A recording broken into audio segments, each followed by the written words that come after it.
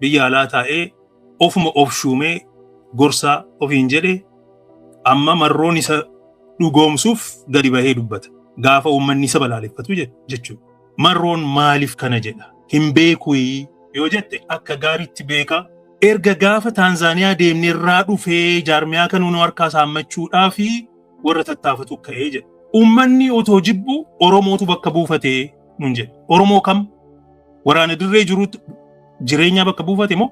Duraan dursa dubbiin jireenyaa waa'ee uummata biyya alaati. Rakkoon guddaan isaan himatan jireenyaadha. Bakka hundatti isin hin barbaadu jireenyaa tokkotu naaf caalaadha jedhee himuu barbaade. Akkamitti fudhatame yoo jettee jireenyaa fi garee isaa biratti iccitii keenya gadi baasee abdii kutatee ofii isaatiif nama arrabsuutti ka'e.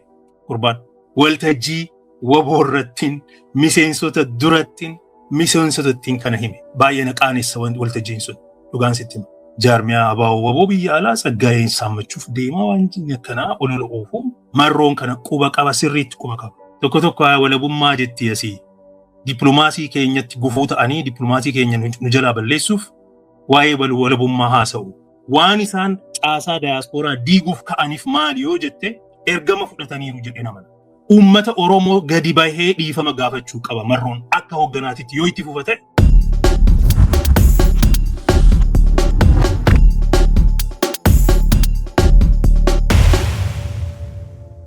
Jireenya guddataa anatu bakka buuse ni hojjeta. Jireenya guddataa rakkoon inni humna tokko iyyuu hin jiru yeroo jedhamutu argama. Hoggansi dhaaba kanaa maaliidhaaf rakkoo hoggansa keessa jiru? Naamusa itti gaafatamummaa ofii isaatii qoratee furachuu danda'u. Miidiyaa hawaasaa irratti baasee ibsuu dubbachuu maaltu fidee yookaan immoo wanta kana mee akkamitti yaadda akkamittiin gorsuu dandeessa ka jedhu ni dhiyeessuu barbaada. Fayyaa ta'e Dooktar. Torban darbee kana keessatti dubbiin guddaan sun haasaa Jalmarroo hoogganaan olaanaa waboo dubbateerraa ture. Guyyaa waboo irratti kana dubbatee I think guyyaan sun guyyaa kabajamaadha. Walga'iin sun kan waamameef guyyaa waboo kabajuu fi guyyaa waboo immoo guyyaa qabsaa'otaati. Guyyaan guyyaa qabsooti. Guyyaan guyyaa sabaati. Guyyaan sun guyyaa uummata keenyaati. Uummanni keenya kan itti fincilee ammoo kan humnaan isa cabse impaayera humnaan isa cabse humnaan ofirraa deebisuudhaaf humna ittiin ijaarratedha. Waggaa 45ffaa humna isaa walitti qabee deebisee ijaarrate. Akkasitti yaadatama. Kana yaadachuudhaaf walitti dhufannatti fakkaata. Akkasitti bakka adda addaatti yeroo adda addaatti kabajamaa ture kabajamaas. Guyyaan sun carraa guddaa sii kenna yoo waltajjii argatte guyyaa sanarratti waan baay'ee uummatatti dhaammachuu dandeessa. Guyyaa uummatoota guyyaa sabaa waan ta'eef guyyaa guddaa garee yookiin immoo jaarmiyaa siyaasaa adda addaa caalaa kan hundi keenya itti dhaadan want guyyaa biyyoolessaati jechuudha. Biyyoolessa akka Oromiyaatti guyyaa biyyoolessaati. It's a national day. An guyyaa sanarratti carraa naati qabdu carraa guddaadha. Dhaamsa uummatatti dhaammattuu kan akkamiiti yoo jette kan garee kan gurmuu kan murnaa otoo hin ta'in kan jaarmiyaatu otoo hin ta'in dhugaa dubbachuuf waa'ee sabaati. Saba tokkoomsuu uummata ofitti waammachuu bu'aa bahii keessa jirru immoo himachuu uummatatti bakka amma jirru irratti rakkoon mudataa jiru maal akka ta'ee fi rakkoo sanirra tarkaanfannee akka dabarru immoo gargaarsa akkamii akka feenu bakka itti himannu hunda caalaa uummata keenya gidduutti keessattuu dhaloota baranaa itti dhaamsa abdii isaanii kakaasu abdii itti horu dhaamsa uummata hawwachiisu bakka itti dhaammattudha. I think carraa sana of jalaa balleessi jedhee namana akka nam tokkotti gaafan isa dhaggeeffadhu asirraas dhageessisuun hin danda'ama akkuma beektuu reekoordiin bakka hundi jira. Baay'een gadde. Laaleffannaan adeemu jireenya guddataati. Bakka buufanne jaarmiyaa dhaggeessa gabaabaa wanti ta'u tokko iyyuu jiru ni hojjeta. Boolla kamuuni jireenya isaatti dhiqe maatii isaatti facaasee jechuudha. Maal jennaan biyya isaatti jaallata, saba isaatti jaallata, saamicha immoo ni balaaleffata, ni jibba, kijiba immoo jaallatu. Kanaaf walitti jedhe. Gooticha waraana bilisummaa Oromoo dirreerra jiru waliin quunnamee ajaja fudhatee hojjeta. Anatti ajajaa jechuudha. Ira ajajaa ni fudhata. Keessa deebi'ee hin gaafatu. Allayyaa bu'ii qabsoo bilisummaa Oromoo qo'a qabennaan jaalala kiyyaa'ee keessa deebi'ee illee hin gaafatu. Hayyeedha. Kanaaf hojjetaa jechuudha. Waan inni hidhame immoo anumaaf beekan jechuudha. Warri beekan immoo numa beekan. Jireenya Oromoo jiraachuu dadhabe. Ammoo nama tokkee akkasittiin qabatanii sana jibbite jennaan naa bakka buusa. Oromoon bakka buufate. Qabsaa'ota bakka buufate. Sana jibbite anaan jaallachuu hin dandeessu. Anaan jibbite oboo jaallachuu hin dandeessu. Nuti maatii tokko. Ayyee gaafan kana dhaggeeffadhu. I think akka hoogganaatitti carraa guddaatu isa darbee jedheen amana. Sila bakki sun bakki hooggansi uummata wajjin waa mari'atu, uummatatti dhaamsa isaa dabarfatu, uummata tokkoomsu, uummata onnachiisu, uummata abdachiisu. Bakka haala qabsoon keessa jiru itti ibsatu. Aggaammii isaan itti aggaamamees bakka itti himatan. Gargaarsa haaraa, gargaarsa addaa qabsoon baranaa isaan gaafatu, isaan barbaadan bakka itti himatan ta'a ture. San dhiiseeti inumaa madaa uummata keessa jiru, gaaffii jajjaboo rakkoo uummata keessa jiru, uummata biyya alaa keessa jiru keessattuu waan sanarraa dubbatan jechuudha. Duraan dursa dubbiin jireenyaa waa'ee uummata biyya alaati. Because inni biyya alaa waan jiruuf, biyya hambaa waan jiruuf dirreen jiru. Akkuma nama kaanuu biyya hambaa jira. Biyya hambaa namni jiru immoo hoogganaas hin ta'u. Waan akkasii keessa seenus hin qabu ture silaa. Haa ta'u malee gorsa godhatee filatee gaariidha. Namuu nama isaaf ta'u, nama inni wal ta'uun wajjin gorsaa godhatee waliin deema waan ta'eef mirga qaba isa filachuudhaaf. Jireenyaanis akka Oromoo tokkotti gorsaa hoogganaa ta'ee tajaajiluu ni danda'a. Garuu ammoo rakkoo adda addaatu ture biyya alaa kanatti. Biyya alaa kana keessatti gargaarsi waboodhaaf godhamu caasaa qabeessa ta'uu qaba, sirna qabeessa ta'uu qaba. Maaliif kun barbaachisa yoo jette haala ijaarameen yoo uummanni keenya waraana kanan gargaarre gargaarsi godhamuuf itti fufiinsa hin qabu, gahumsa hin qabaatu, itti gaafatamummaanis hin jiraatu, gargaarsi immoo iftoominaanis godhamu hin jiraatu jechuudha. Sirna kana akka ijaarru ammoo ummatichi biyya alaa jiru kun ijaaramuu qabaa, caasaa qabaachuu qabaa, jaarmiyaa waboon barbaachisaadha jennee gaafa jalqabarraa kaanee kanatti deemnu. Maaliif kana jenna yoo jette dhugaa dubbachuuf qabsoon kun namoota muraasatu irratti dhama'a. Namoota qabeenya qaban, namoota quuqama addaa qaban, namoota durba waboo ta'anii keessa darbanii, waboo kana of keessaa sammuu isaanii keessaa lafa kaa'uu dadhabanii hanga du'a isaaniitti waliin jiraatan warra kanatu hanga danda'een itti dhama'a. Uummanni Oromoo biyya alaa jiru gara miliyoona 1 caalaa gahaa jedhama. Akkasitti tilmaama. Garuu waraanni kun waraana hunda keenyaati, waraana sabaati.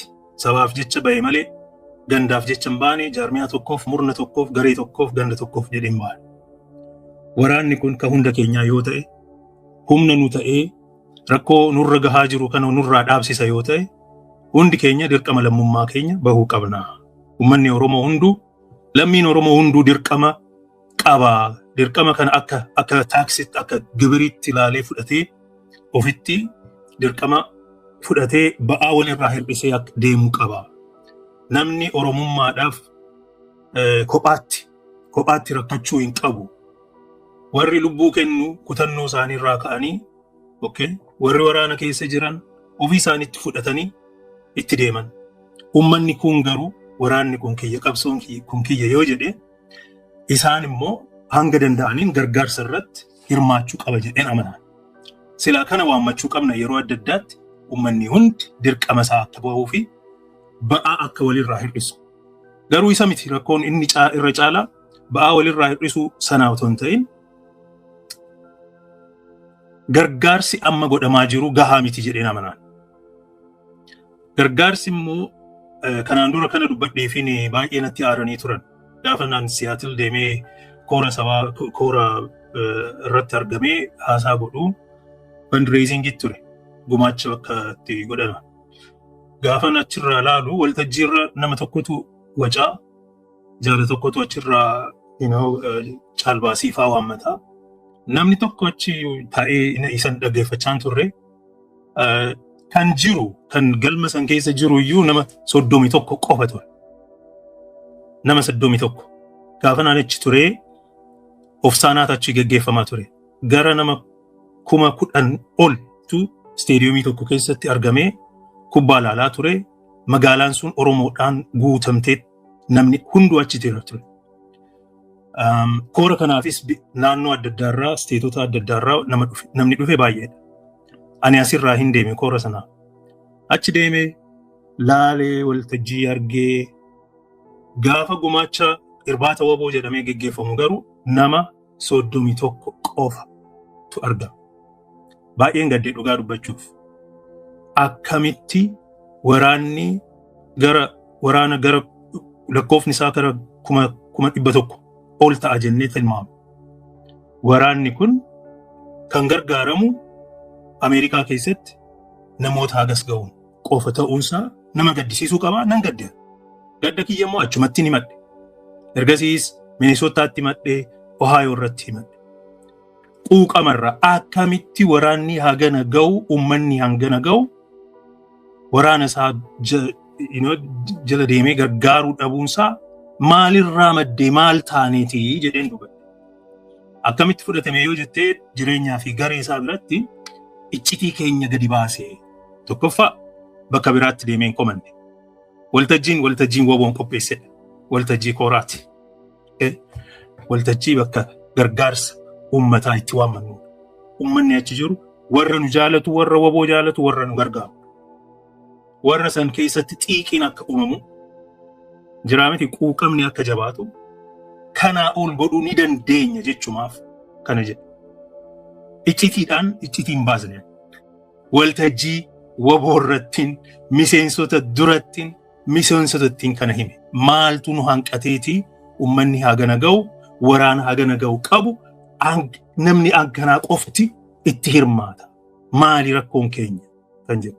Ammas itti namana har'as nan gaafadhaa, har'as baay'ee na qaanessa waltajjiin sun dhugaan sitti hima.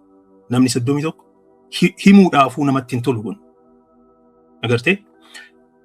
Kanan dubbadde kuni maal sitti agarsiisa seeti? Ijaarsa jabaa yoo qabaanne, uummata hunda ofitti yoo waamne, dirqama lammummaa isaa beekee namni hunduu karaa salphaa ta'een ba'aa walirraa hiratee yoo gargaare waraanni kun jabaatee hidhatee wanta inni isa barbaachisu. Warri USA rakkoo jirtu jedhanii qorannoo gaggeessan irratti namni tokko hoogganni maqaansaa jireenyaa jedhamu kaachirratti kana dubbatte jedhee gareessa wajjiniin dhiibbaa geessisu kun namni tokko hooggansa 5 jaabaatee jira. Wanti kun sirrachuudha qaba. Durataan jaarmiyaa biyya alaa isaa. Gorsaa ajajaa olaanaa kan jedhamu isaa. Gorsaa nama tokko miti. Tiimiidha malee nam tokkeetu jaarmiyaas hooggana, jaarmiyaas gorsa, hoogganas gorsaa. Dubbii himaan isaa. Gaazexaa Maglacaa yookaan immoo ibsa gaazexaa kan kennu isa. Amma fakkeenyaaf ani koree jaarmiyaa sanaatiin ture. Itti gaafatamaa ijaarsaaf siyaasa. Ka jaarmiyaan aabaa wooboo hundi beeku. Tokko namoota har'a achi keessatti biyyoota Awurooppaa, Ameerikaa, Kanaadaa eessa jiran kana guutuu tokkoon dubbisee kan ijaare ana. Namni kun bilbilayyuu namarraan kaasu. Bakka hunda qabatee inni hojjataa nuun jedha. Hoogganaan ajajaan olaanaan jaalmarroon dhugaa. Ayyee akka inni beekutti isa duwwaatti isa dubbisa waan ta'eef abbaa hojjetuuf hin hojjenne iyyuu waan adda beeku natti hin fakkaatu. Amaanaatitti kennamee jira. Bakka hooggansaa hunda karaa silaa namni itti waa dubbatee hin argamne balbala itti cufee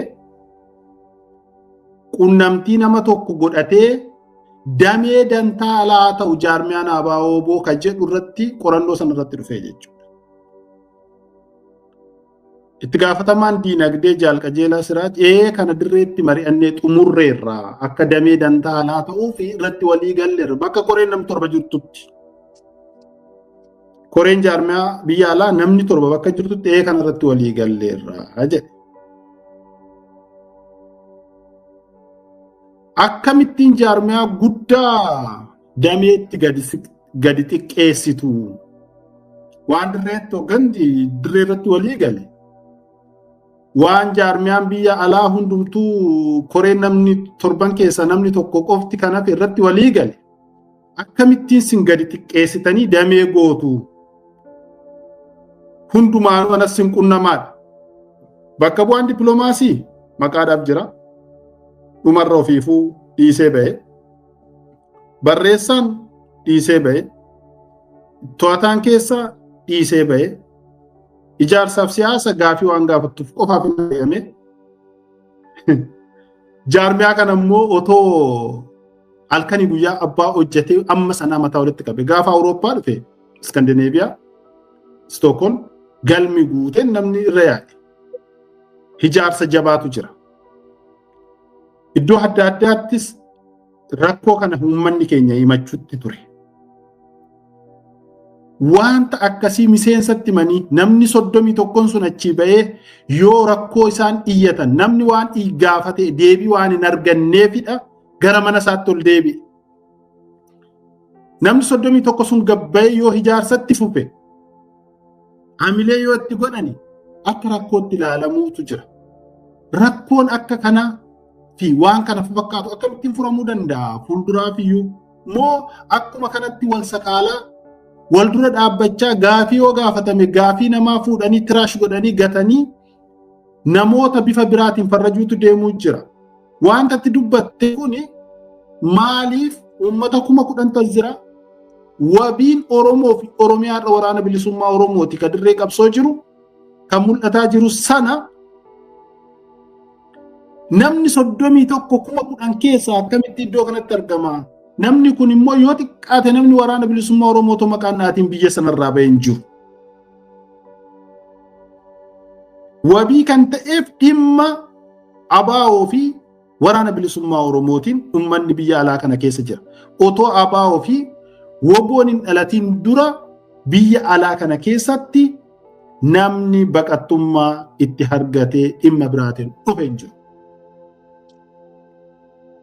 Kana sirreessuudhaaf maaf akkas jettaa dhokannaan kun fakkeessiin kun amma yoomitti furmaata ta'a fi waan jiru meetti nuuf baay'ee rakkisaa.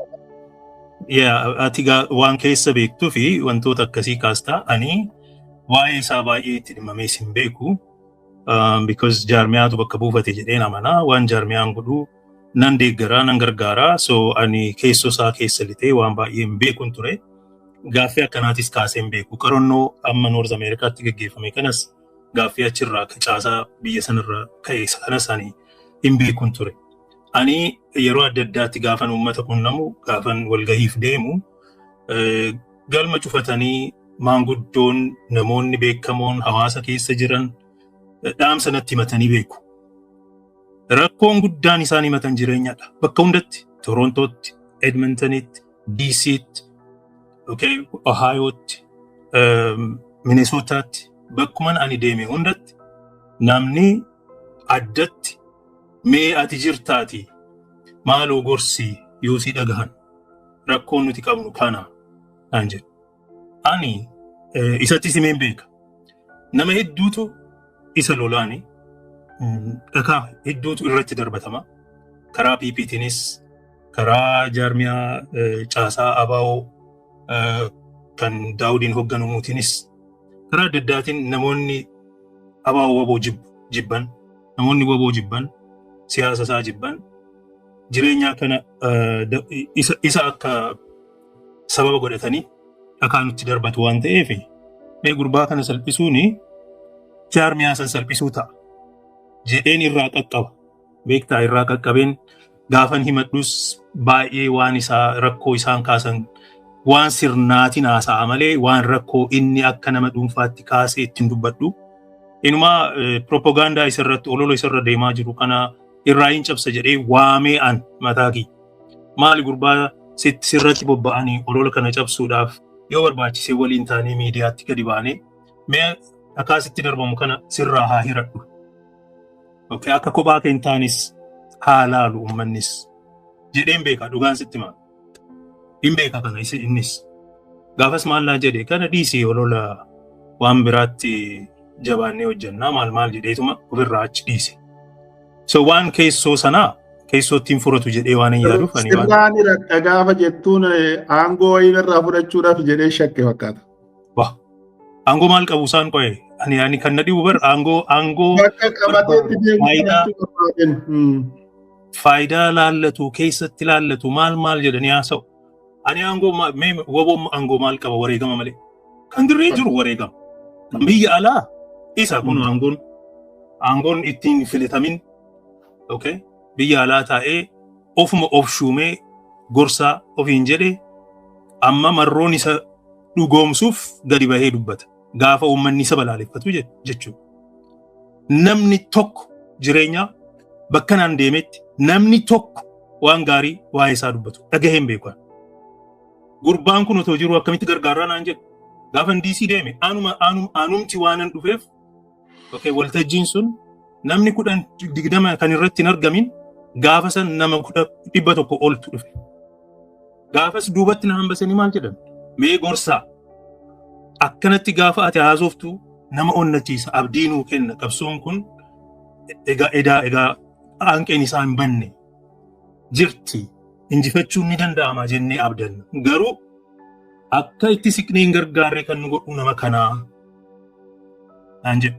Ani again waan jaarmiyaan achi kaa'ee ani waan sanarraa dubbachuu hin fedhu ani gargaaruuf hin dhufe isa isaa ta'u jaarmiyaa kana akka jaarmiyaatti isa akka dhuunfaatti miti leer jaarmiyaa bakka bu'aa waan ta'eef isaan gargaaruuf hin dhufe an gargaarsa kiyyaan godhaa waan hin danda'uun ogummaa kiyyaan beekumsa kiyyaan waan hin danda'uun isumaan godhaa kan biraa ani waan keessoo isaaniiti garuu gaafa maanguddoon ofitti naqabanii miseensa Torontootti amma nama caasaa sanatu nama abaa wabootu jira. Isa wajjin teenyeet saa meeqa gaanguddoon nutti dubbatan hawaasa irraa dhufanii. Nama Dr. Gammachuu jedhamutu jira Torontoo. Inni ragaa ba'uu danda'a. Isa wajjin teenyee wanti sa'a 2 ol nutti dubbatan waa'ee masaati. Amma akkaman godhaa waan kana akkam godheen himaa fi eenyuttiin dabarsaa gaafan jedhuuni gurbaan egaa ati dhageesseetta ati nama jaarmiyaati ati itti himi jennaan lakkii karaa kee otoo ta'e otoo itti himamee wayyaa atumti itti himi eenyuttiin hima. Isumatti moo silaa isa komachaa jiru isumatti maal himta kan jaarmiyaa warra hoogganutti warra dirree jirutti himuu qabna. Okay, baras namoonni I think Addis Hayyotaa kana keessa jiran namootni kan biyya alaa wajjin walqunnamtii qaban jedhee akka yaadutti again jaarmiyaatu bakka buufate jedhee waan yaaduuf nam tokko wajjin dirreerraa qunnamtiin qabu. Gaafa naa bilbilan na barbaadan hin dubbisu waan. Because waraanni chain of command ofii qaba. Waraanni haala ittiin addunyaa wajjin wal qunnamu qaba. Ani immoo yoo jaarmiyaan hojii naa kenne ittiin hirmaadha. Yoo akka dhuunfaatti naa bilbilan ani dubbisee hin beeku. Okay? Inumaa warri ijoolleen tokko warri gargaaran biyya alaarraa abalu dubbisnee gaafa jedhan ani waraanni kun naamusa akkamitti namni dhuunfaa akkanumatti deemee haasa'ani. Maal jechuudha jedheen baay'ee aaraa ture. Kanaaf naman dubbisuunis hin jiru. Ati dhageesseetta himii karaa itti dabarsituun jaarmiyaa keessa waan jirtuuf itti himii jedheen garuu hanga taate immoo gaafa namoota hoogganan gaafan argadhee carraa argadhe waan uummanni jechaa jiru kana hima. Haa ta'u malee kunis ta'ee uummannis bakka hundatti gaafatee jaarmiyaa baawaboo keessattis caasaa keessattis gaaffii kakaasuu gaafa gaafatan maqaatti baasaa so gaaffii isaanii baay'ee deebiin kennuu fi waan biraa taasaa namoota irra deddeebi'anii gaaffii kaasan immoo olola irratti oofuu yoo mufatanii deeman immoo abbaan fedhe deemu abbaan fedhe maaltu nu dhibee hojiirti jirraa nuti jedhanii itti gaafatamummaa malee namni akka dadhabee manatti galu godhaa turanii. Kanas nan beekaa garuu dhimma kiyya miti. Ani dhimmi kiyya jaarmiyaa kana gargaarudha. Waraana kana uummata biyya alaa jiru akka walitti dhufee tokkummaadhaan humna ta'ee lakkoofsa isaa gara humnaatti ijaaree waraana kanaaf kennuun barbaada malee waan biraa keessan seenuu calluman jedha. Deemee garuu gaafa naani waan akkanaa dubbadhu Siyaatilitti achi dubbadhee Minisootaatti gaafa ijoolleen nu waaman hin dide akka hin geggeeffamne walga'iin sun.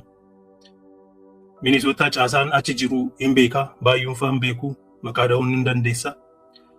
Gaafan achi deemuuf jiru ani hin beeku caasaatu na waame yoo isaan na waaman immoo kun kan jaarmiyaati jedhee namana. So Minisootaa dhabu. Gaafan achi dhaqu jala bultii irratti oduu adda addaatu ka'e. Gurbaan jeeqame warri achi qopheessu sun jeeqamanii maal jennaan jaarmiyaa abaa'oo waboo biyya alaa saggaa'een saammachuuf deemaa waan jinni akkanaa olola oofu.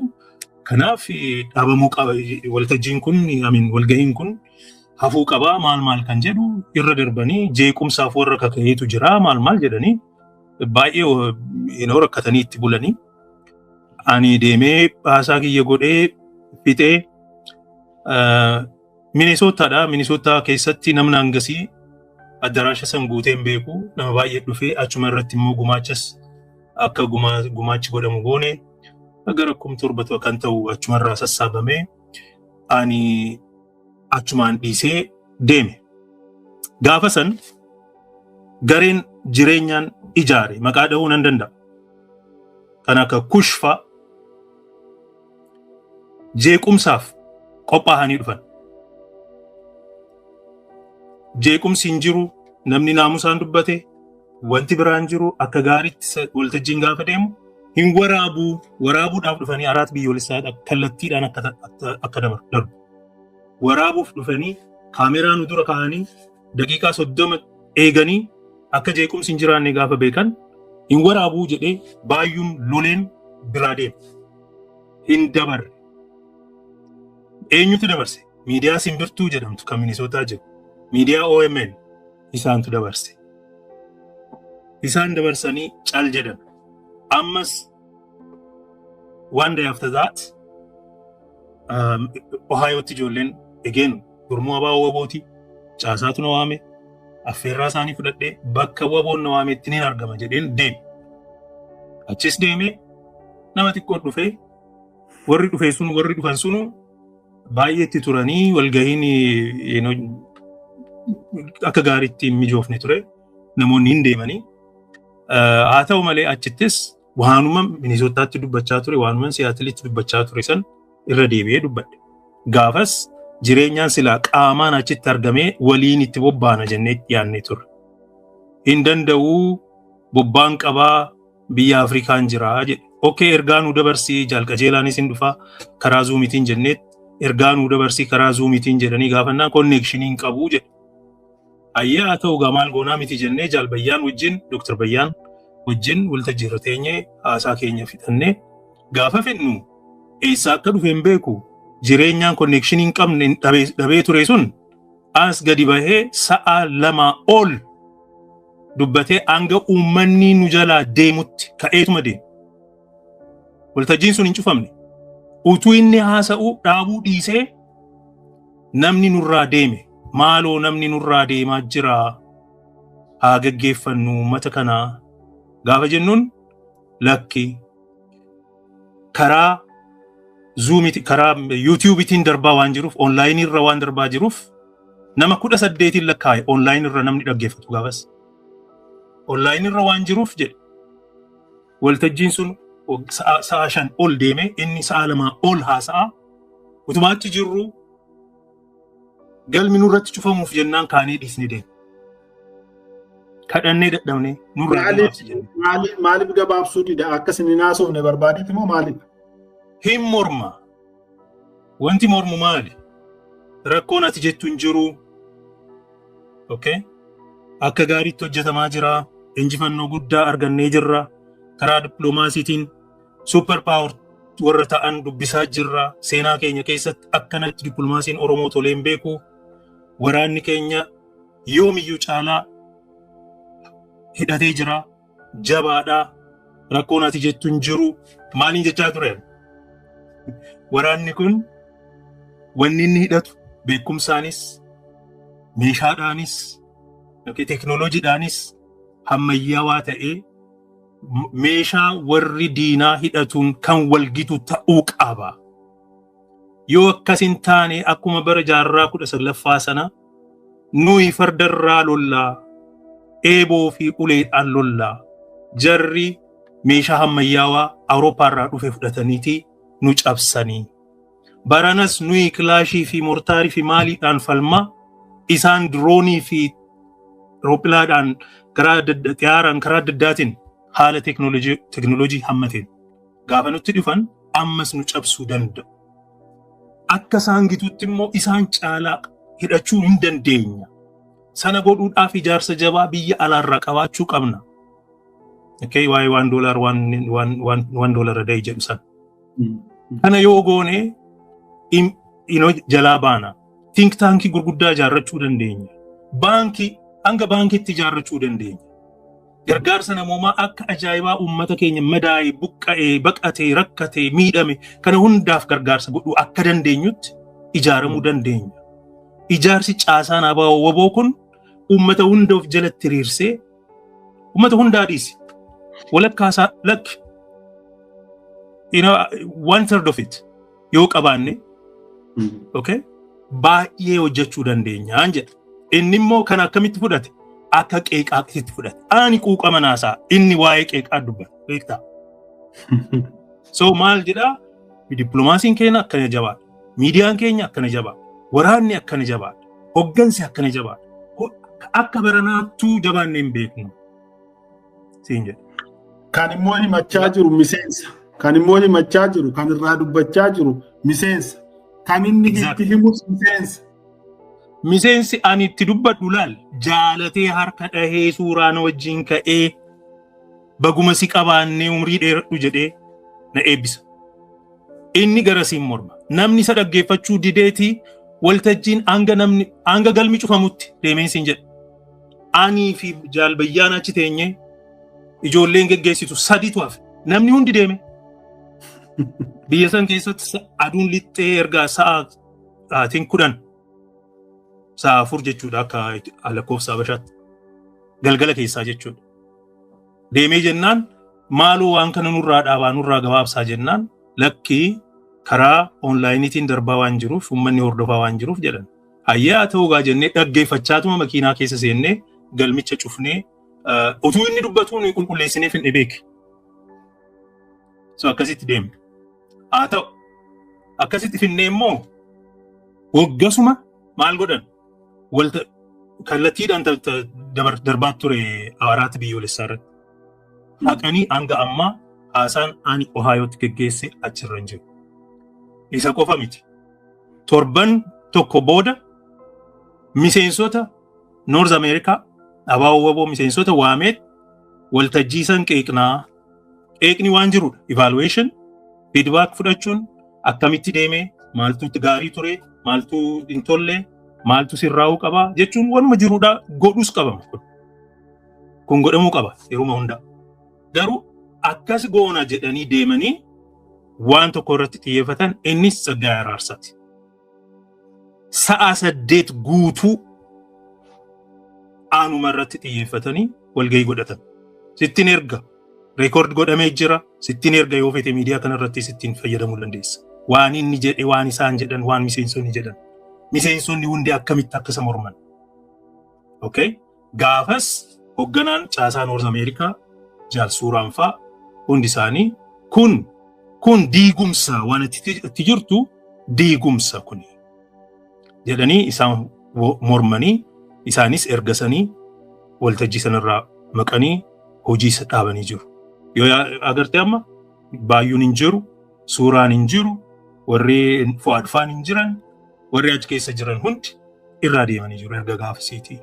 Maali wanti koreen tokko hin jiru barinni suni tokko koreen hin jiru miseensi hin jiru hogganni ajajaan olaanaan jaalmarroon waan kana waan quba qaban natti hin fakkaatu isaan dirree keessa jiru dirreedha lolaa jiru wanta ala kanatti ta'aa jiru waan quba qaban natti hin fakkaatu tokko wanti irraa dubbachaa jirru kuni waan jaalmarroon gabbaanii nutti dhaadaniif waan nama kanatti duuluu nuun jedhaniif nama kanatu namatti duulee nama bittinsaa jira malee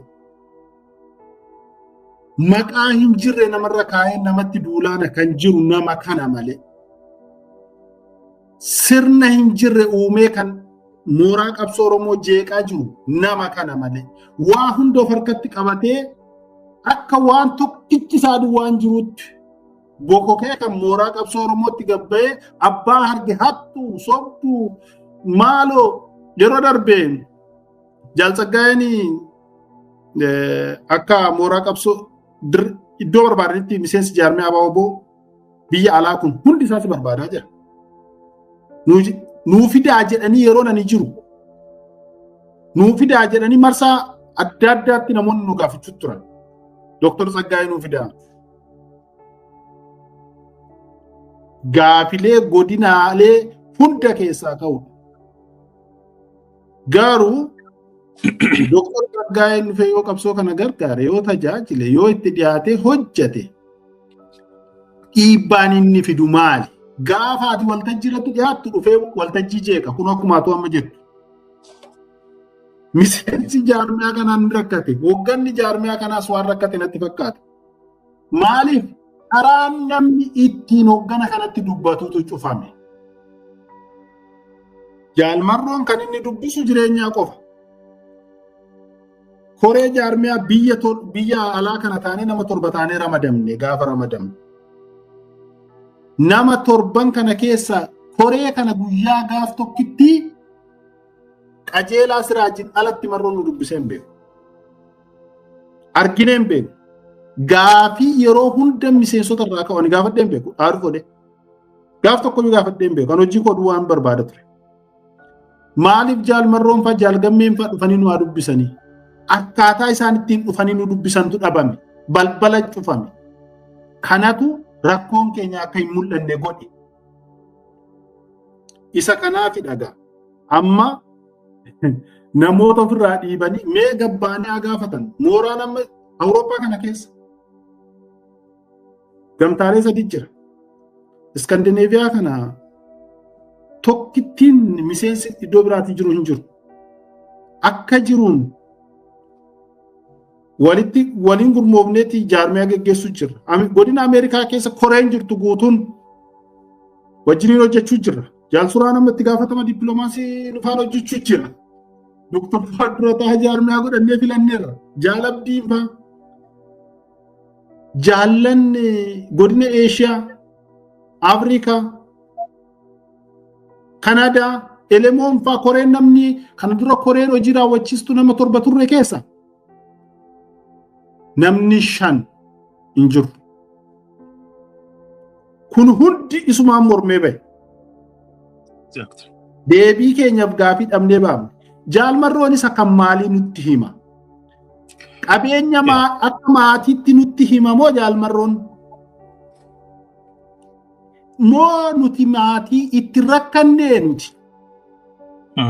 Maatii keenya ittiin dhabnee itti bittinsinee qe'ee keenya itti bittinsinee ijoollee keenya itti bittinsinee biyyaan baanee nuti.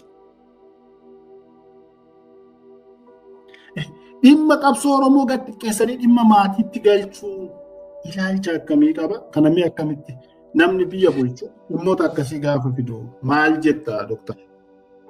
Laali amma gaaffii uummanni gaafate maal rakkoonii maaltu badee haasaan isaa maal rakkoo qaba? Quuqama jabaadhaan dubbate qeeqan turre qeeqas ta'ummoo hanqina keenya yoo nutti maal rakkoon isaa inni hayyuudha jedhanii gaafatan.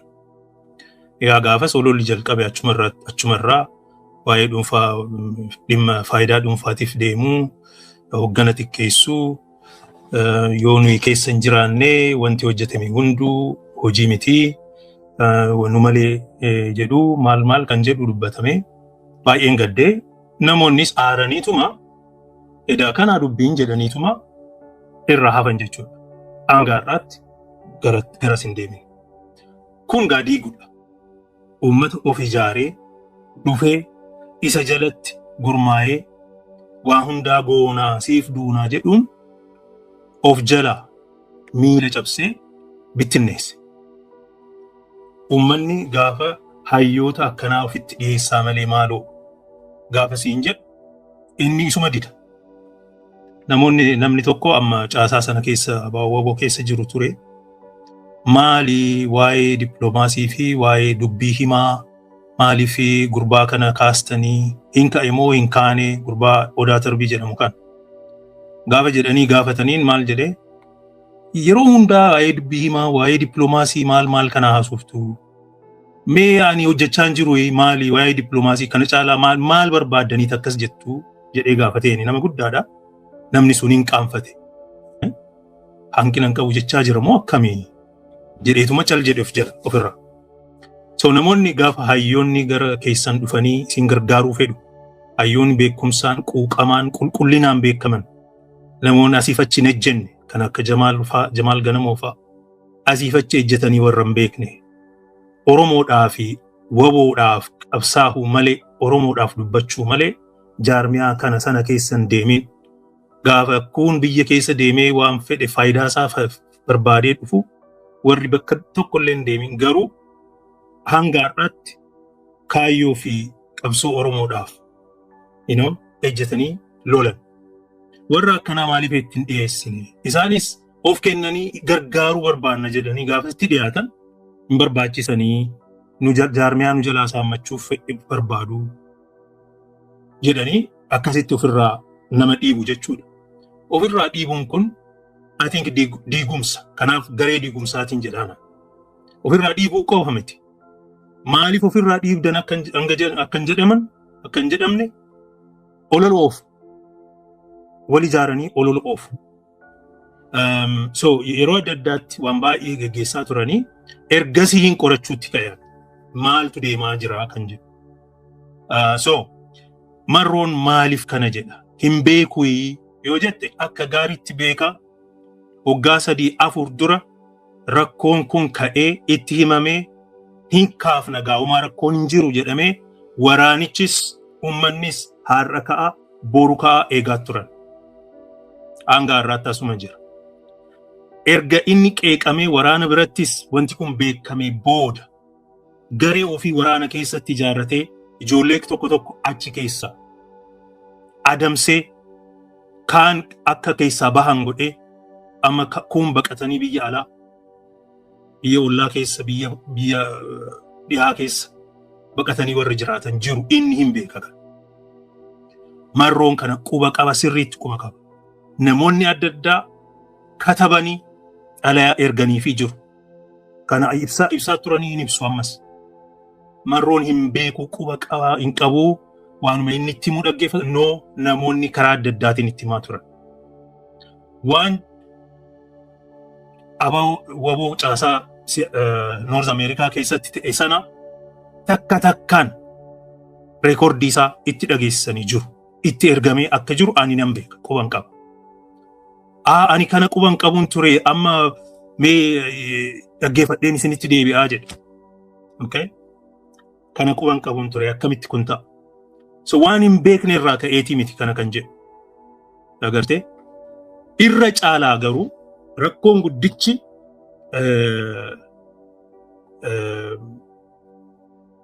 jireenyaan qabu rakkoo kaayyoo irraa maquudhaas. Yoo argite gaafa hayyoonni waa'ee walabummaa waa'ee kaayyoo Oromoo qabsoo Oromoo kan durii himachuu jalqaban miidiyaatti gadi ba'ee tokko walabummaa jetti asii dippiloomaasii keenyatti gufuu ta'anii dippiloomaasii keenya nu jalaa balleessuuf waa'ee walabummaa haasa'u jedhee yaada walabummaa jedhamu kana mormee abaaruu fedhe miidiyaa araat biyyoolessaa irratti bahee kana jedhu. Kan biraa miseensa waammatee waa'ee walabummaa balaaleffachuuf kaanaan namoonni tokko yaada kana yaada sagantaa keenya keessa jiru waan ta'eef yaadicha xiqqeessuun hin danda'amu. Namoota ati jibbitu qeequun ni danda'ama. Garuu namni walabummaa faarsiif akka mataan isaa gaccabee afaan qabatee jiraatu godhuun sirriin ta'u sagantaa keessa waan jirudha jedhanii itti dubbatan. Gaafan an Edmontonitti ofii kiyya ani waboo bakka bu'ee dubbadheen beeku, miseensa jaarmiyaa kamuu ta'een beeku, okay? Nam tokko bakka bu'ee dubbadheen beeku, ofii kiyyaaf hin dubbadhe. Gaafan haasaa achitti geggeesse waa'ee qabsoo Oromoo utuun dubbadhu bara san yaada tokko jira ture. Hiriyaan kee Jawaar Faan yaada tokko adeemsisaa turan. Maanni karaa warra Itoophiyaa ta'ee kana Itoophiyaanistii ta'uu barbaadu, waa'ee Amaaraa dubbatu, rakkoo Amaaraa dubbatu, kana haasa'u. Amaarri Jawaar mamarratuuf kuni isaaniif anis Abiyyis Lammaanis Jawaarinis hundi keenya diina warra biyya diiguudha. Anaan nama biyya diigu naan jedhu shoror keessaa naan jedhu. Inumaa erga jedhanii naa ta'ee jira diiguun kuni impaayera tana numan diigaa jedhe. Gaafas inni fi gareen isaa maal jedhan? Waan Tsaggaayeen jechaa jiru kana akkamitti warra adiitti himnaa nama dhibaa jedhanii yaaddoo guddaa keessa galan. Maaliif yaaddoo guddaa keessa? Impaayera diiguun waan barbaachisuudha, waan kaayyoo keenyadha, waan sagantaa keessa jirudha, walabummaa keenya deeffachuun impaayera diigdu malee waan hin taanedha. Itoophiyaanuu kana beekatteet seera heera isheen ijaarratte keessatti hiree ofii murteeffachuu sabootaa beekumtiitti kennite. Kun maaliif nama cinqa? Maaliif nama sodaachisa? Jedheen gaafadhe. So, wannin an shakku irra deddeebi'anii na falman waltajjii irrattis. Nuyi federaalizmiitu nuu tolaa. Okay? Federaalizmii sabdaneessaatu nuu tolaa. Hiree ofii murteeffachuun achi keessa jira. Impaayerri seeraan diigamee jira bara 1991 jalqabee. Kanaaf maaliif isa diiganii akka Somaalilaand akka Abkaaziyaa addunyaa irratti otoo hin beekamin jiraachuu irraa akka Somaalilaand fa'a. Maaliif wal taanee warra biraa wajjin dirqama guddaas baannee hin deemnu warra jedhu dhufe. Bilisummaan dura, walabummaan dura wal ta'anii warra kaan wajjin walqixxummaadhaan jiraachuu kan jedhu jechuudha. Adeemsi kun sirriin ta'u warri biyyirraa saamame dura biyya deeffateeti fedhii isaatiin eenyu wajjin hin jiraadhu jedhee ammoo murteeffata. So warra kaaniif itti gaafatamummaan kan dhufu gaafa nuyi mirga keenya qabaannee akka nama mirga qabutti akka biyya qabutti jiraannedha. Bakka mirga hin qabneetti gabrummaa jala teessee itti gaafatamummaan dhufuu hin danda'u. Aangoo qabaateetti itti gaafatamummaan dhufa. Mirga qabaateetti itti gaafatamummaan dhufa.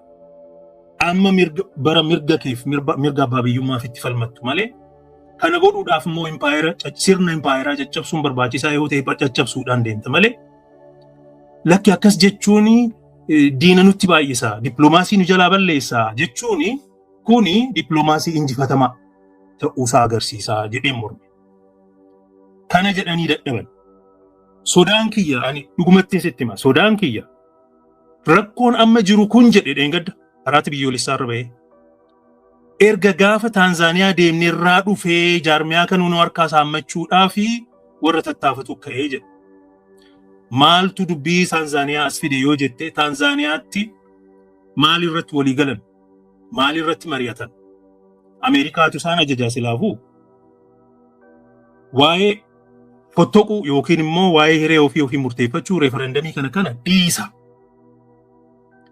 Inni rakkoon qabu nuyi hiree ofii murteeffachuuf barbaannaa, nuyi uummata haqaaf falmu, nuyi uummata mirga keenyaaf falmu malee waan biraan feenuu jedhaniiti. Kana jennaan kanammaa yoo jettan kun waan seera heera mootummaa biyyasii keessa waan jiruuf kana mootummaan fudhata akka fudhatu goonaa jedhanii hamarfaan itti deeman.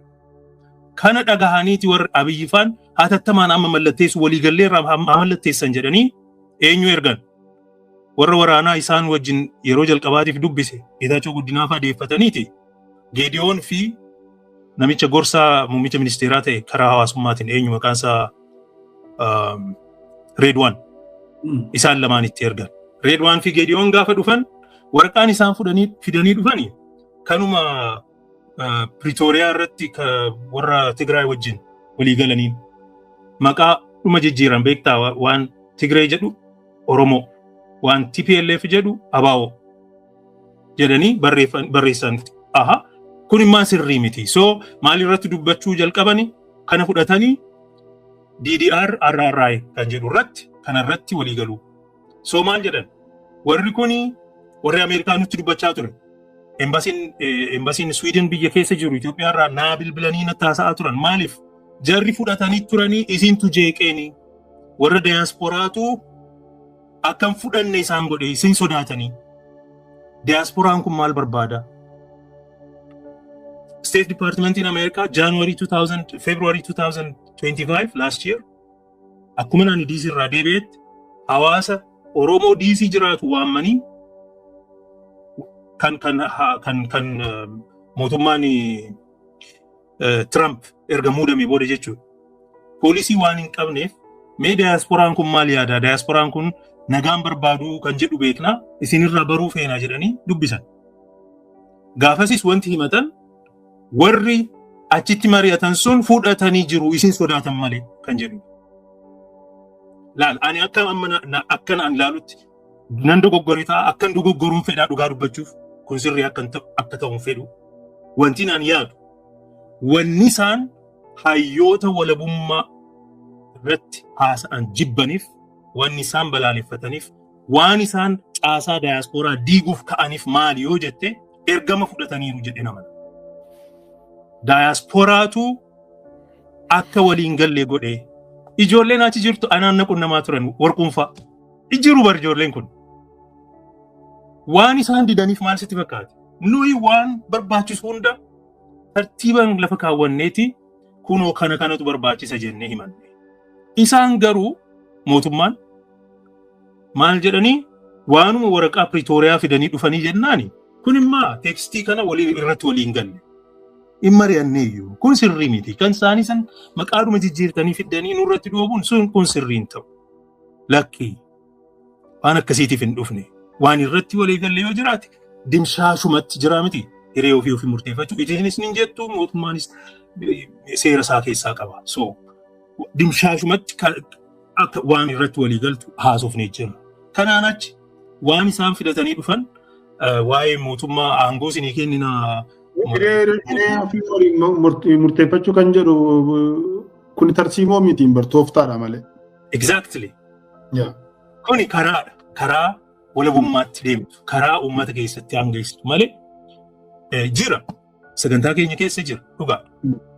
Garuu biyya ijaarrachuuf kana goota. Karaa hiree ofii murteeffachuutiin murteessita uummanni murteessa. Voolii keenya miti. Exactly. Vooliin keenya kanarratti ilaal jabinni mormiin isaanii kanarratti hundaa'eeti waa'ee walummaa dhokfatanii jechuudha. Kun fudhannaa nuuf ta'a akkasitti. Okay, dippiloomaasii ta'uu danda'a kun. Alright. Garuu wanti isaan irratti waliin galiini waan sirnichaati miti. Wanti isaan irratti waliin galiin tokkoffaa teeknikaal waan ta'e waan barreeffame santu waan irratti mari'atame miti tokko. Lammata wanti Abiyyi irratti xiyyeeffate qawwee lafa kaa'a namni tokko akka waraan dirree keessan turre godha karaa keenyaan aangoo isinii kennina maallaqa barbaachisu isinii kennina kana goona sana goona no ijoolleen maal jette no RRI DDR sirna qaban haalli itti deemu. Okay? Kun waan sirnaan itti deemamudha. Dubbiin dubbii aangootii miti. Dubbii mootummaa Shimallis naannoo Oromiyaa wajjin waan itti deemnu miti dubbii sanaa miti rakkoon kee. Rakkoo jajjabaatu jira. Sun immoo waan asirratti barraa'ee jiru kana keessa waan hin jirreefi kun hin ta'u jennaan haadhii saniin waan barbaannu jedhanii waammatan jira. Warri Finfinnee jechuudha warri mootummaa. Akkasitti fashalaa'e. Erga sanii booda embaasii 3 Itoophiyaa keessa kan na dubbise anaan. Obstructing godina. Diasporaan maal barbaada? Nagaan barbaadanii Diasporaan isaan dubbisan Ameerikaattis hawaasni Oromoo kan DC asittis ani akka nam tokkotti gaafa na gaafatan baay'ee abdannee turree walii galteen uumamee nagaan dhufee uummanni keenya boqonnaa argata jennee baay'ee hawwinee turree garuu hin taane kan hin ta'in immoo mootummaatu didee mootummichatu hiiksiseetuma meeshaa hiiksisee ijoollee amma hooggantu kana mootummaa naannoo Oromiyaa keessatti galfatee kaan facaasee deemuu barbaada. Okay? Jijjiirama sirnaa hin barbaadu. Waan mirgaa gaafatame akka ka'u hin barbaadu. Waan haqaa yeroo ce'umsaa kan jedhamu transitional justice wantoota akkanaa kaasuu hin barbaadani.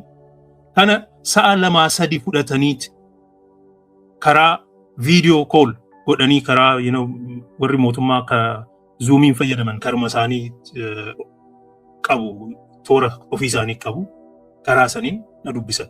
Ani yaadne beektaa akka gaafa isaan na gaafatan nama seera beekuu nama aktivistii ta'e waan ta'eef isarraa dhagahu maali uummanni Oromoo diaasporaa maal barbaada kan jedhurraa waan na gaafatan natti fakkaata malee edaa anatu isaan dura dhaabbachaa jira.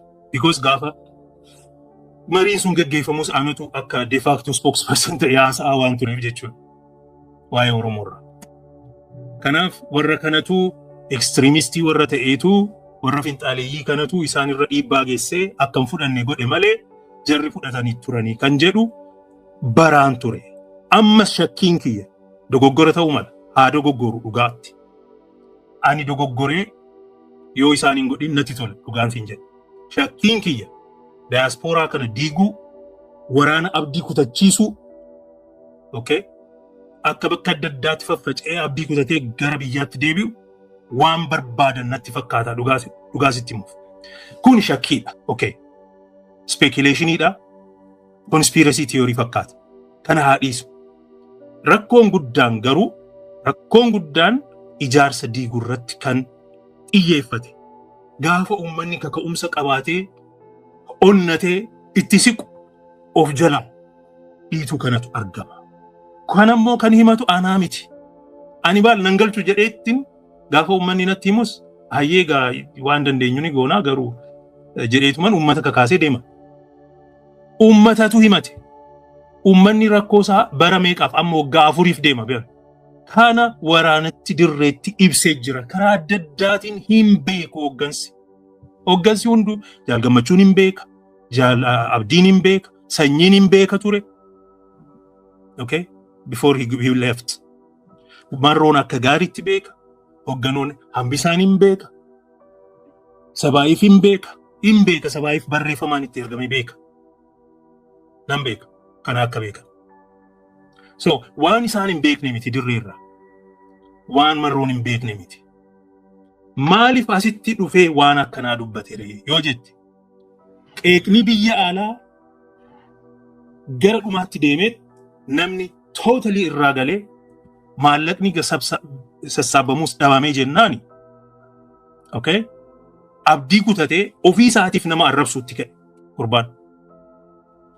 Inni arrabsee uummata muufachiisee ammas nuufisee ijoolleen gaafa deebii kennuufitti kaatu gara onlaayinii gara tiktookiin maaliidhaan marroon ammoo as dhufee gaaffiin kun as qofaa miti kan jiru beeki. Keessottis waraannis ni kaasa waan kana. Waraannis waan deemaa jiru waan quba qabuuf gaaffii isaan kokkee qabatee isaan gaafannaan tokkoffaa warra waraana keessa jiru gaaffii akkanaa kaasu kana cal akka jedhan akka gab jedhanii ta'an ofirraa abdii kutachiisuudha. Deebii isaaniif kennuudha. Waan dubbatamedha kun. Lammata warra biyya alaa already gurbaan facaasee jiru kana dhimma keessanii isin hin barbaadu jireenyaa tokkotu naaf caalaadha jedhee himuu barbaade. Agartee? So, maal jechuudha sun? Uummata rakkoo himachaa jiru kanarratti lakkii rakkoon isin jettan kun furmaata waaraati. Rakkoon namichi akka rakkootti himattan kun furmaata Oromooti. Oromootu filate, Oromootu bakka kaawwate, as kaawwate. Isa jibbitanii anaan jaalachuu hin dandeessan, ani jibbitanii waboo jaalachuu hin dandeessan. Okay? Anaan jibbitanii Oromoo jaalachuu hin dandeessan. Nuyi maatii tokko jedhu. Kun dogoggora guddaa. ummata Oromoo gadi bahee dhiifama gaafachuu qaba marroon akka hoogganaatitti yoo itti fufate ummata Oromootti bal'aatti gadi bahee dhiifama gaafachuu qaba. Because namni tokko waraana tokko bakka hin bu'u, namni tokko hoogganaa tokko bakka hin bu'u, namni tokko marroon mataansaa Oromoo ta'uu hin danda'u. Anatu bakka buufate, Oromootu bakka buufate. Inni Oromoodha jechuudha. Kuni arrabsoodha, ummata arrabsuudha. Dogoggora qofa miti. Ani kanaaf hin laal dogoggora miti kun beekaa waan godhame. Ummata kana afaan qabsiisuuf wanti fiddan hin jiru jechuudhaaf warra bilisummaadhaaf qabsaa'u biratti dhiisiti warra akkanumaanuu dimokiraasii geggeessina warra jedhu biratti sagaleen ummataa sagalee waaqaatii jedhama. Vox populi vox dei. The voice of the people is the voice of God. Yoo dogoggoranu ummata duratti ummanni dogoggora hin jedhamu. Ummanni kan of sirreessu ofii isaatiin malee hoogganaadhaan hin sirraa'u. Hoogganaatu ummataan sirraa'u. Okay? Ummanni dogoggoree Trump filate. Of sirreessaa waggaa 4 booda deebi'eet ni dogoggoree of nyaannee jedheet nama biraa filate. Otoo dogoggoree ummanni dogoggoree kana filate jettee lakkii isinii sirreessina jechuu hin dandeessu. Nutu isinii beeka jechuu hin dandeessu. Namni kun nama isinii hin tolle jechuu hin dandeessu ummanni filate. Ummanni otoo jibbu Oromootu bakka buufatee nun jedhe. Oromoo kam waraana dirree jiruutti jireenya bakka buufate moo Oromoo biyya alaa siraa balaaleffatee kun isinirraa gale akka jiruudha. Okay? Eenyutu isa bakka buufate? Yoo isa Oromoon bakka buufateeyyuu gaafa dogoggora uume, gaafa rakkoo uume, inuma ka'a namni. Laal silaa dubbiin waan humnaa gadi waan tokko hoggansi tokko waan hin goone ta'eeti malee silaa utuu jireenyaan waan gaarii hojjechaa jiraatu yoo ummanni perceptioniin isaa badaa ta'e ummanni yoo isa hin jaalanne namni hogganaa ta'e of jalaa kaasa namicha sana. Anaaf ba'aa natti taatee jirtaa jaarmiyaa kanaaf ba'aa taatee waan jirtuufi ati nama gaariidhaa si jaalannaa garuu perceptioniin ummataa waan gadhee ta'ee fi rizaayin godhiitii nama biraa bakka buufannaa jetta beeki. Silaa hogganaan jabaan akkana godha perceptionii ummataa wajjin deema. Waan mormee yoo ummanni sirraan fudhadhu jedhe hayyee nama kana anatti ba'aa utuu akka hin taane jaarmiyaatti ba'aa akka hin taane qabsootti akka ba'aa hin taane mee ati irraa goriitii nama biraa bakka buufanna jedhee deema malee nama balleessinu beeki yoo ummanni balleessaadha jedhee yaade. Kana sirni sila.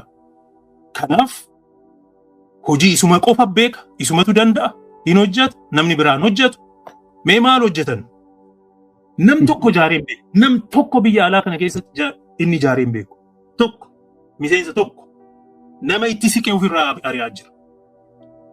Lama hojii dippiloomaasii akkamitti jira yoo jette dippiloomaasiin keenya caccabee kaayyoo keenya dhokfannee bakka hasaasuutti keenya jiru. Silaa dippiloomaasiin jabaa ta'ee naannoo gaanfa Afrikaa keessatti, biyya Arabaa keessatti, biyya addunyaa keessatti waajjira tokko jaarran. At least waajjirri tokko hin jiru. Bakka bu'aan Oromoo jabaan hin jiru. Bakka bu'aan abaaboo waboo eenyudha meema? Jireenyaadha. Marii kan geggeessu dippiloomaasiif kan waamamu eenyudha? Jireenyaadha. Dubbii himaan eenyudha? Jireenyaadha. Barreessaan eenyudha? Jireenyaadha. Ati caasaa nam torba moo maaltu jira naan jette. Ani maqaa isaan situ dhagaheen beeku. Namuma kanatu jira. Hin dhaga'aman. Maaliif? Hin barbaadus akka isaan akkas ta'an. Ani kanatu na yaaddeessaa agartee dippiloomaasiin keenya sirrii miti. Inumaa deemnee kaayyoo keenya himachuu sodaannee warri adii maal nuun jedhaa kana yoo jennee kana jechuun qabnu. Dippiloomaasii jechuun laal dantaa keetii fi dantaa warra kaanii akka wal simatu gootee deemu. Dantaa kee dhokfattee jilbiiffattee kadhachuu miti. Dippiloomaasiin kadhannaa miti. Waan naan jedhaniin sitti hima. Gaafa nani Seattle, Minnesota, Ohio deemee haasa'u sila laal Oromoo hunda hirmaachisnee hin jedhe. Oromoo biyya alaa jiru kana keessaa 10% of it dhibbentaa 10 yoo hirmaachisne guyyaa tokkotti maallaqa hedduu horuu dandeenya. Ji'a tokkotti maallaqa akkas guddaa horachuu dandeenya. Waggaa tokkotti meeshaa waraanaatii miti diroonii bitachuu, anti diroonii bitachuu dandeenya. Misaayila bitachuu dandeenya. Gaafan jedhu akkamitti waan akkanaa dubbatta. In fact, baballeessanii gareen isaa waan jedhan anaan dhaggeeffatanii beekan gaa waanuma itti himame. Saggaayeen kun jeettii bitachuu dandeenyaa jedha. Amma nuyi uummata mootummaan nu miidhe jennee boohaa oollu biyya alaa kanatti gaafa meeshaa jeettii bitanna jennu biyya alaa warri adii kun maal nuun jedha. Dippiloomaasii keenya balleessaa hin jiru. Nama amma caasaa Minisootaa hooggantuu taatee maal amma burtukaanatti darbachuu jirra? Laal nama amma Minisootaatti hoogganaa ta'ee ramadameetu kana jechaa ture. Jeettiin bitaa jedheen Tsaggaayeen hin dhageenye bar waan hin jedhe.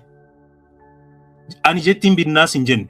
Dhugaa dubbachuuf ammoo gaafa biyya taanu jeettii miti waan biraas bitanna.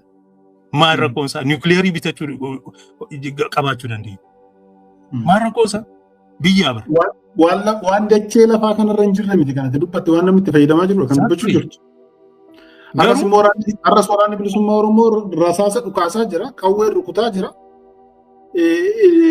Walirra isa sila humna qabuun bitannaa jette malee isa xiqqaa bitannaa hin jenne. Qawwee lafa keenya uleedhaan deemnaa hin jenne. Kanatu dippiloomaasii keenya balleessaaraa jechisiisee jechuudha. Kun nama salphisa. So dippiloomaasiin akkam jira? Dubbii himaan keenya eenyu? Ani bar faranjii meeqatu natti bilbila halkanii guyyaa. Miidiyaa Habashaa, miidiyaa Itoophiyaa, miidiyaa South Africa anatti bilbila. Telefoonuma isaatiin itti darbadha beektaa? Because ani jaarmiyaa bakka bu'u. Ani authorized hin taane. Jaarmiyaan bakka na buusee akka sagalee isaanii ta'uu nan goone jedheen isatti darbadha. Al Jazeera, South African Broadcasting Corporation kana nan beeku keessaa jechuudha. Warri Amaaraatis akkasuma. Maaliif kun ta'e? Dubbii himaa isa jedhanii akkaawuntiin isaan laalan akkaawuntii Odaa Tarbiit ture. Erga inni ka'ee bakki isaan waa irraa dubbisan hin jiru. Okay? Jireenyaan of ibsees kunoo asiin jira. Asirraa na qunnamuu dandeessu. Anatu hoogganaas jedhee hin dubban. Araati biyyoolessaa irratti deemanii haasa'u, ri'iyooti irratti deemanii haasa'u, ami miidiyaa sana irratti akka bahanii namni Oromoo ta'e achi irratti akka bahuus hin fedhuun ture. Okay, tooftaadhaaf kana goonee jedhu akka fedhan.